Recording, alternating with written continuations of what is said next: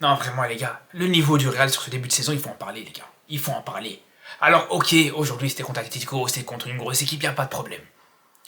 Mais ça, c'est le niveau d'une équipe qui est championne d'Europe. C'est le niveau d'une équipe qui vient de gagner la Ligue des Champions il y a quelques mois d'ici. Je suis désolé, les gars. Je suis désolé, mais cette équipe du Real, pour moi, vraiment, elle est vraiment très décevante. Je vous dis, ce niveau est cataclysmique. Et je vous dis, si cette équipe-là gagne encore une Ligue des Champions cette saison, franchement, ça serait un scandale, les gars. Ça serait un scandale pour moi. Et je vous dis la vérité, quand je vois ça, à aucun moment, je vous dis bien, à aucun moment, je vois la meilleure équipe d'Europe sur le terrain. Faut dire la vérité, les gars. Encore une fois, ok, c'est l'Atlético sur le terrain, c'est l'Atlético en face, il n'y a pas de problème, on comprend que c'est pas facile de proposer un minimum de jeu contre cette équipe de l'Atlético. Mais je veux bien.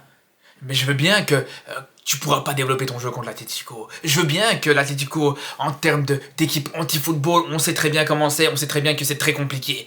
Mais les gars, rien que le Barça de Xavi, qui est peut-être l'un des pires Barça de l'histoire la saison passée, on se rappelle à quel point cette équipe du Barça avait froissé l'Atlético. Je vous dis la vérité, cette équipe de l'Atlético est pas du tout inquiétante. Cette équipe de l'Atlético, elle est très prenable, les gars, au bout d'un moment. Alors, bien sûr, je vous dis, tu vas pas proposer le plus beau jeu contre cette équipe-là. Mais au bout d'un moment, je veux bien. Mais 3 tirs cadrés dans un match comme ça, 3 tirs cadrés. Moi, je comprends pas, les gars. Quand, en plus de ça, la vérité, hein, autant on peut parler du contenu du match qui n'était pas exceptionnel, mais bon, ça, c'est une chose. Le contenu du match, j'ai envie de vous dire, c'est souvent le cas chez les supporters du Real, et dans cette équipe du Real, souvent, on finit par l'accepter. Mais au-delà du contenu, les gars, même ce résultat, c'est quand même une dinguerie de se dire que t'avais tout, au final, pour gagner ce match. T'as un but qui est venu, j'ai envie de dire, quasiment de nulle part. T'as vraiment pas eu de grosses situations, de grosses occasions dans ce match-là. Tu finis par ouvrir le score. T'as même les supporters adverses, les supporters de l'Atlético, parce que ça aussi, il faut en parler. T'as les supporters de l'Atlético qui t'aident encore comment dire, qui t'aident dans ta démarche de vouloir gagner ce match-là. Et t'es pas capable de gagner ce match. T'es pas capable de gagner ce match-là. Même les supporters, ils sont là pour saboter leur équipe de l'Atlético. Et t'as pas été capable de gagner. T'as un match qui a été arrêté. Le rythme du match qui a baissé à cause de ça. Déjà qu'on n'était pas sur un rythme de fou, mais j'ai envie de vous dire, les gars, voilà. Un arrêt de quasiment 15-20 minutes, je sais pas, j'ai pas compté, mais en tout cas, un arrêt et un temps mort assez conséquent, qui normalement doit être à l'avantage de l'équipe qui gagne, les gars. Normalement, quand tu vois ça, c'est l'équipe qui gagne, qui a l'avantage, qui mène au score, mais qui est faite pour gagner ce match. Non. Non, tu te fais encore avoir, et t'as l'Atlético justement qui, malgré tout, revient bien après cette interruption, et arrive en fin de match à aller chercher cette égalisation. C'est là où je vous dis, franchement, je suis très déçu, les gars. Je suis très déçu.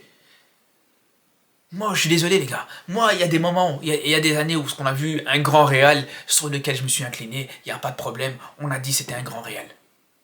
Et on s'est incliné. Mais les gars, moi je vous dis, quand je vois ce Real-là, je ne peux pas accepter pour moi de me dire que c'est la meilleure équipe d'Europe. Je suis désolé, les gars. Je suis désolé. Alors aussi, encore une fois, c'est un derby, c'est un match très fermé, c'est souvent comme ça, les matchs de... Les derbys madrilènes sont très souvent comme ça, les gars. Mais je suis désolé. Je suis désolé, encore une fois, quand on voit ça, et quand on voit même ce contexte-là, avec, comme je vous dis, les supporters. Mais jamais de la vie, je vous dis encore une fois, jamais de la vie, tu dois te faire priver de la victoire comme ça. Après, les gars, je fais une parenthèse pour en parler. D'ailleurs, faut le dire, ça. Les supporters de l'Atlético, pour moi, vraiment, je vous le dis, pour moi, ça doit être les pires supporters d'Europe. Vraiment. Parce qu'encore heureux qu'ils arrivent à ne pas perdre ce match-là. Mais ils ont tout fait, justement, pour faire perdre leur équipe. Et franchement, je suis désolé, les gars. Mais au bout d'un moment, tu vois ton équipe, elle perd. Tu vois ton équipe, elle vient d'encaisser un but.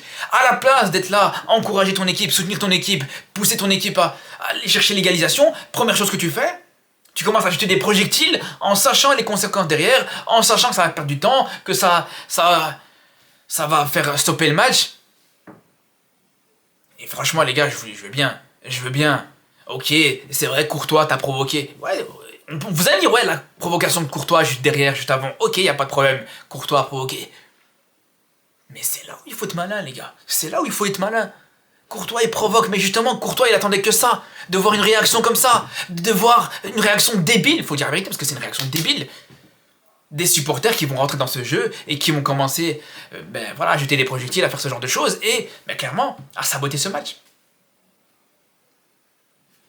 Et quand tu sais même le contexte avant ce match, on a entendu parler les gars, par rapport au fait que les supporters de l'Atlético voulaient faire un plan anti-Vinicius, mais pas un plan sportif, un plan extra-sportif dans le sens où ils voulaient faire sortir Vinicius dans ce match, ou de ce match plutôt, en lui faisant des insultes racistes, en l'insultant de choses un peu extrêmes.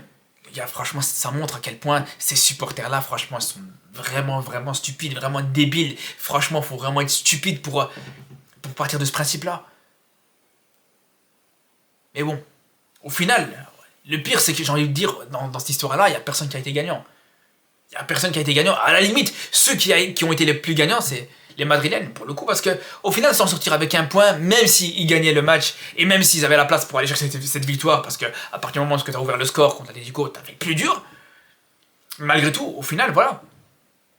L'Atlético qui, clairement, aurait pu gagner dans ce match-là, face à une équipe du Real qui était très prenable, il faut dire la vérité, les gars. Une équipe qui était très prenable. Mais bon, on se rend compte qu'au final, quand on regarde sur l'ensemble de ce début de saison, quand on regarde les matchs contre la Real Sociedad, les matchs contre Stuttgart, en Ligue des Champions, en Liga, avec Mbappé maintenant, sans Mbappé aussi, je vous dis, pour moi, ce Real, il est très décevant, les gars. Je suis désolé. Je suis désolé, mais c'est la réalité, les gars. J'attends de voir ce que ça va donner sur les prochains matchs, notamment, encore une fois, en Ligue des Champions, ce que ça va donner sur les prochains matchs. Mais franchement, je vous dis, les gars, on attend peut-être voir un Real qui va monter en puissance. Mais là, pour le coup, je vous dis, pour moi, cette équipe, elle n'est pas du tout inquiétante. Je vous dis la vérité, les gars. Franchement, je suis pas du tout dans un état d'esprit avant le Classico, à quelques semaines du Classico, où je pourrais être inquiet vis-à-vis de cette équipe du Real. Je vous dis la vérité, les gars. Si le Real joue comme ça contre le Barça le 26 octobre dans le Classico, franchement, tu peux être serein. Tu peux totalement être serein. Je vous dis, c'est un Real qui est plus que prenable. Le nombre de déchets qu'on peut avoir dans le jeu de cette équipe du Real, le nombre de frappes ratées, de dribbles ratés. Vous allez peut-être me dire que j'exagère, vous allez peut-être me dire que j'abuse, vous allez peut-être me dire que, voilà, parce que je suis supporter du Barça, j'ai peut-être le seum par rapport à ça, les gars, mais je vais vous dire une chose. Le niveau technique de cette équipe du Real Madrid dans ce match-là, il était catastrophique, il était chaotique. Il était vraiment chaotique, les gars. Et si ça vous suffit pas, je vais vous dire une chose, les gars, une stat qui est simple.